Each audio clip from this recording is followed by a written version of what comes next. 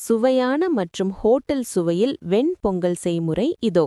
தேவையான பொருட்கள்: பச்சரிசி 1 கப், பாசிப்பருப்பு ½ கப், தண்ணீர் 4 முதல் 4.5 கப் குழைய வேக வைக்க, மிளகு 1 டீஸ்பூன் 1/2 நுணுக்கியது, சீரகம் 1 டீஸ்பூன், இஞ்சி ஒரு சிறிய துண்டு பொடியாக நறுக்கியது, முந்திரி பருப்பு 10 முதல் 12, கறிவேப்பிலை 1 கொத்து, நெய் 3 முதல் 4 டேபிள் ஸ்பூன், எண்ணெய் 1 டேபிள் ஸ்பூன், பெருங்காயத்தூள் 1 சிட்டிகை, உப்பு தேவையான அளவு.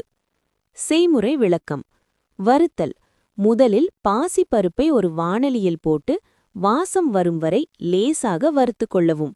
நிறம் மாறக்கூடாது. இது பொங்கலுக்கு நல்ல மணம் தரும். கழுவுதல்: அரிசியையும் வறுத்த பருப்பையும் ஒன்றாக சேர்த்து நன்றாக கழுவி எடுத்துக்கொள்ளவும்.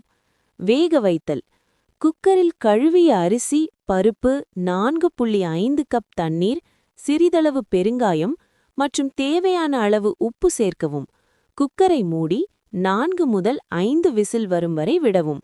சாதம் நன்றாக குழைந்து இருக்க வேண்டும். மசித்தல்: விசில் அடங்கியதும் குக்கரை திறந்து சாதம் சூடாக இருக்கும்போதே கரண்டியால் நன்றாக மசித்து விடவும். தாளித்தல்: ஒரு சிறிய வாணலியில் நெய் மற்றும் எண்ணெய் ஊற்றவும்.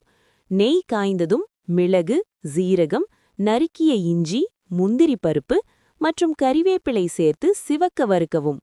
கலக்குதல்: தாளித்த பொருட்களை அப்படியே மசித்து வைத்துள்ள பொங்கலில் கொட்டி நன்றாக கிளறவும். கடைசியாக 1 ஸ்பூன் நெய் மேலே ஊற்றி மூடி வைக்கவும்.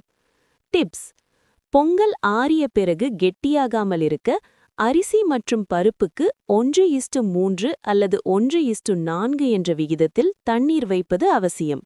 மிளகை முழுதாக போடுவதற்கு பதில் லேசாக தட்டி போட்டால் அதன் காரம் மற்றும் மணம் பொங்கலில் நன்றாக இறங்கும். சுட சுட தேங்காய் சட்னி மற்றும் கதம்ப சாம்பாருடன் பரிமாறினால் மிக சிறப்பாக இருக்கும்.